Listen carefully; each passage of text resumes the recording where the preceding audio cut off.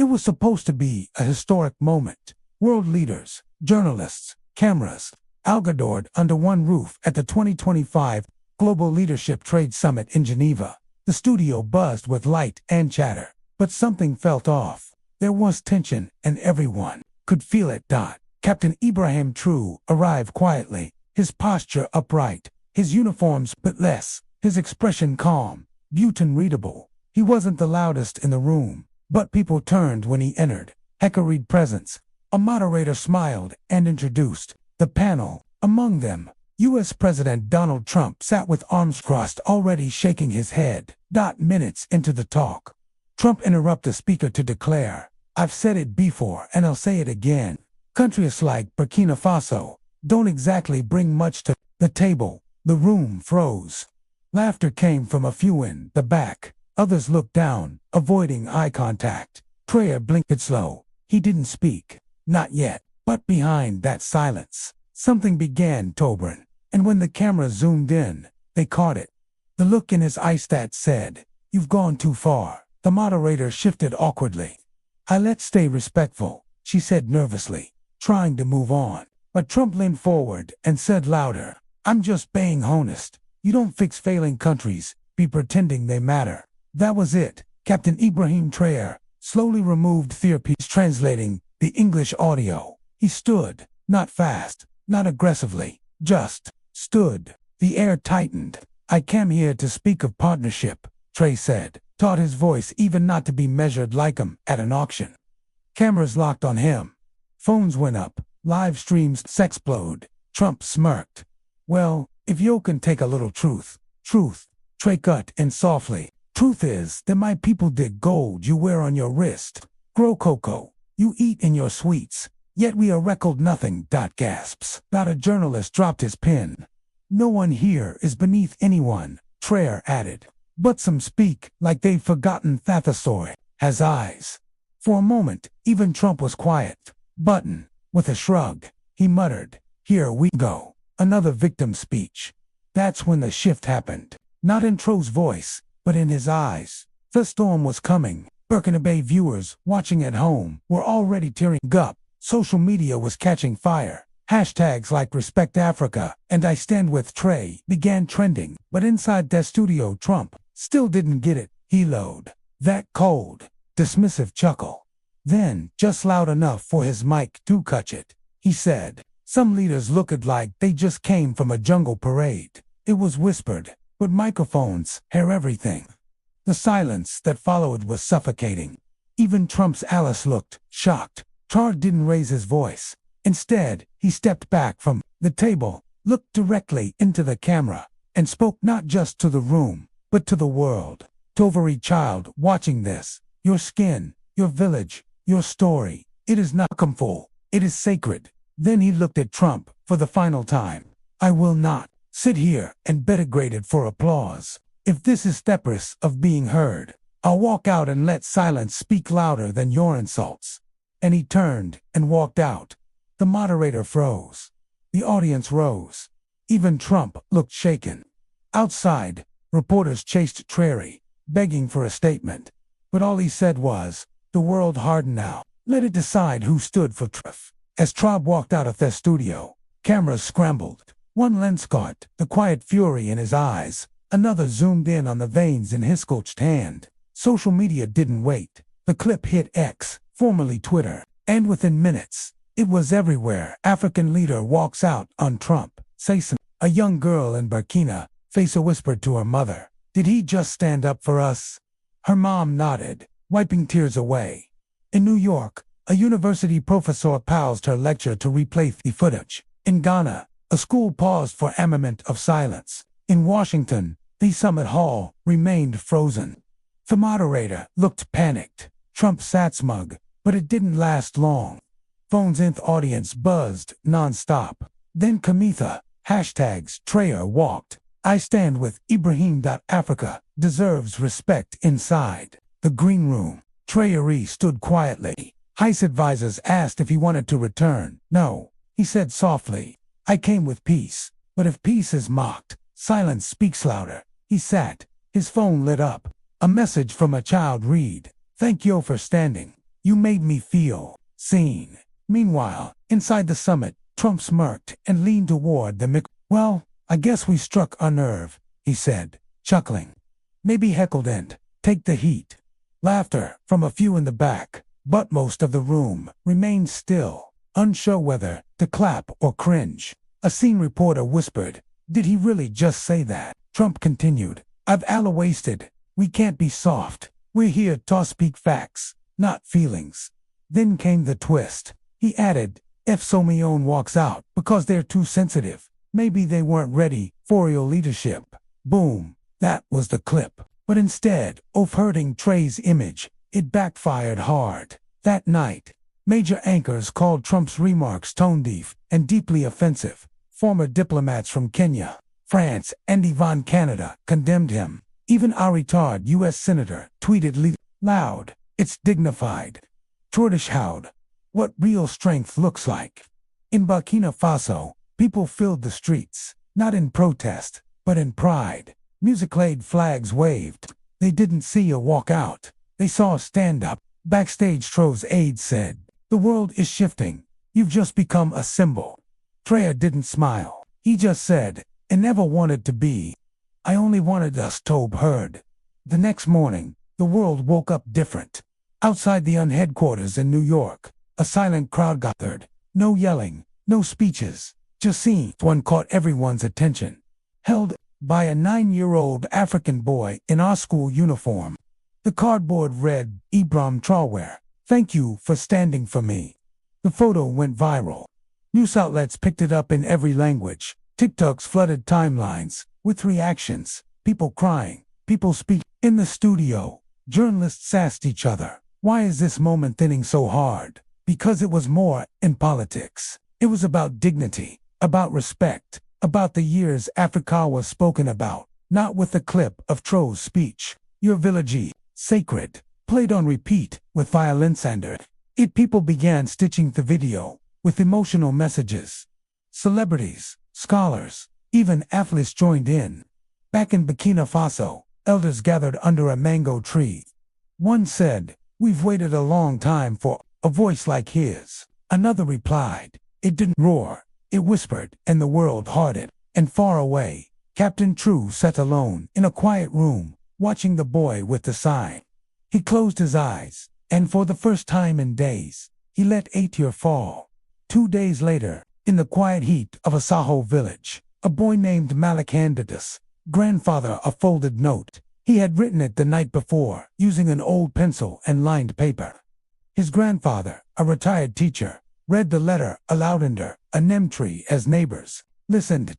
"Dear Captain Trout, I don't know what you said in that room, but my mom cried when she saw you walk out. She told me that no one ever stood up for us on TV before. She said you carried us in your silence, so thank you. Please don't stop walking for us." Malik, age 12. The old man folded the letter with shaky hands. "This isn't just a message," he whispered. "It's a memory." The video of him reading, it was uploaded to YouTube. It spread like wildfire. Even major news outlets picked it up, calling it the letter that moved a continent. Traoré received a translated copy in Geneva. He didn't speak when he finished reading it. He just closed his eyes and placed a paper over his heart. Inside its summit, Trump gave another press conference. "I didn't say anything racist. I insisted people are just too sensitive these days." But even his allies looked uncomfortable. A few walked out silently. Others looked at the floor. Meanwhile, a journalist from South Africa stood up and asked, "Mr. Trump, do you believe dignity isn't for the West?" Trump waved her off. The room grew tense across the world. People weren't waiting for answers. Worse or more, they were listening to some. Now, clips of Trey's quiet voice saying, "Your village is sacred," played again and again. No shouting, no anger, just truth. Calm, measured, devastating. One Ghanaian poet posted, "Sometimes revolutions begin not with screams, but with silence." That night, a protest formed in front of the U.S. Embassy in Paris. Not with chants, but with signs that read, "Silence is a sentence." We heard Traoré. We are still standing. Traoré remained out of sight, but people could feel him. And across schools, in Africa, Teachers played his speech in class. Children, for once, saw someone who looked like them, being honored, not humiliated. A South African journalist, Thandi Mandela, daughter of a close friend of Nelson Mandela, watched the summit clip over and over. Then she posted a video to X, her eyes swollen with tears. When I saw Captain Trout walk out, it reminded me of my father, the calm, the strength, the silence, the truth. He didn't walk out in weakness. He walked out for us. He walked out, history on his back. Her voice broke, and to the world that still sees Africa as a joke. You witnessed our dignity. Don't pretend you didn't. The video was only 55 seconds long, but in just 3 hours, it had 4.7 million views. News networks played it. Celebration squatted. It even global politicians. Some tried to distance themselves from Trump's remarks. Others tried to change the subject. But none could stop what had begun. Traoré hadn't said a word since leaving that stage. And yet his silence was shaping a global conversation.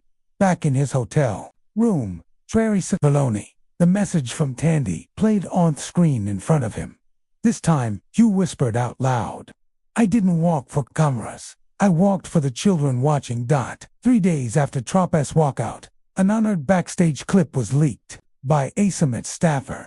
It showed what happened after the cameras stopped rolling. In the video, Trump was heard laughing and saying, "If they're that sensitive, maybe they should stay in the jungle." The words weren't supposed to reach the public, but they did.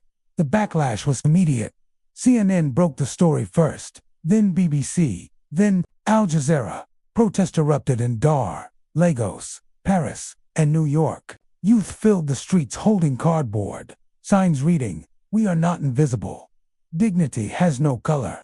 In Ouagadougou, Burkina Faso, thousands marched peacefully in honor of Traoré. But in thus, some tried to defend Trump, claiming it was just a joke. A Senegalese student in Washington, quitting an interview, "We're not laughing.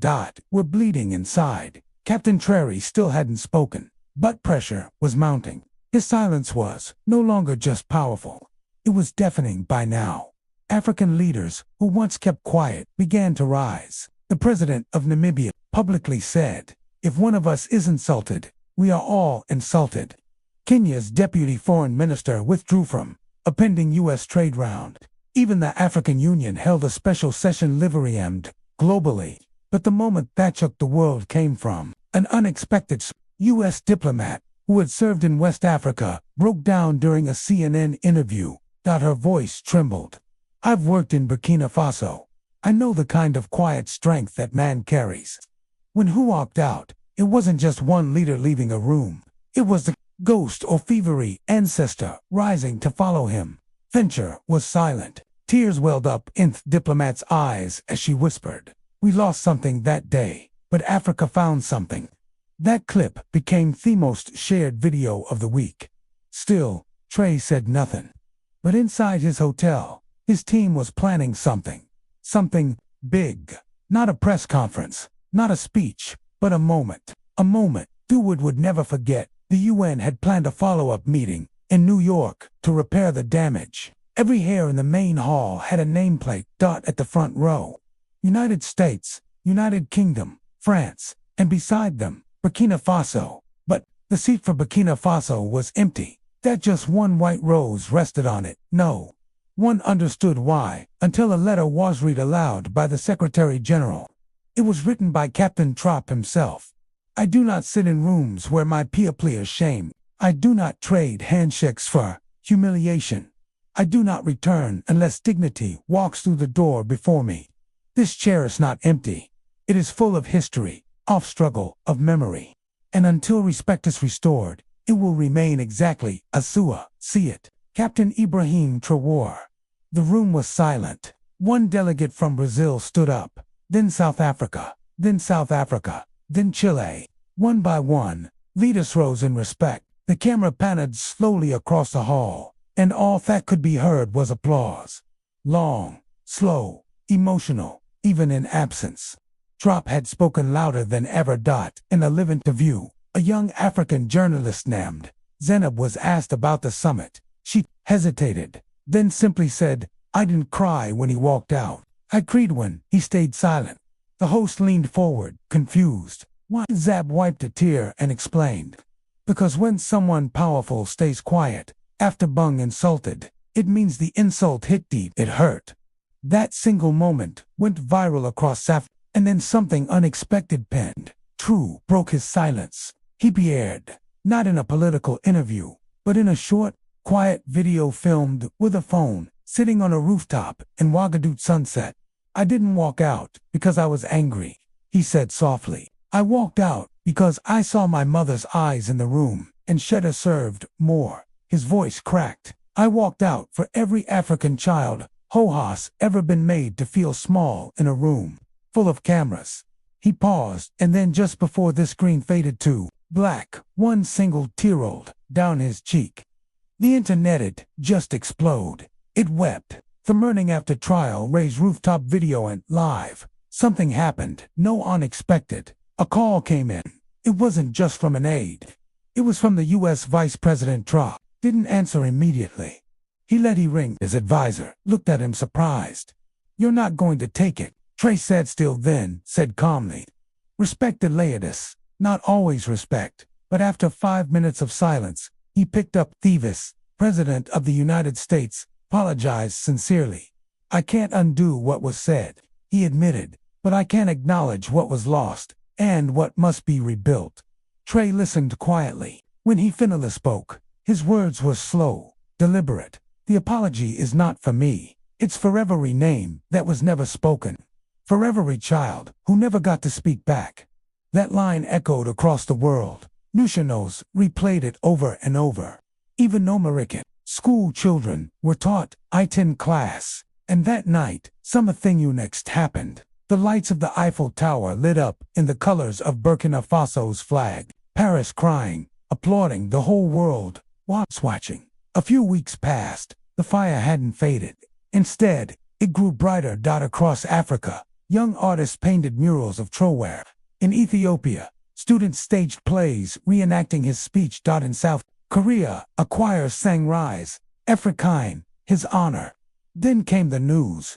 The United Nations had invited Captain Ibrahim Traoré to give the keynote address at their next General Assembly in New York. Not as a panelist, not as egoist, as the voice of global dignity. The world held its breath. Would he accept? His team gathered. Some warned him not to return. Others said the moment had passed. Trey looked at them and simply said, I will speak, but not because he went the spotlight. I will speak because Alliance has done its job. Now it's time for the world to listen. Word spread instantly. People booked flights to New York. Journalists camped outside the UN and in every home across Burkina Faso. Families waited.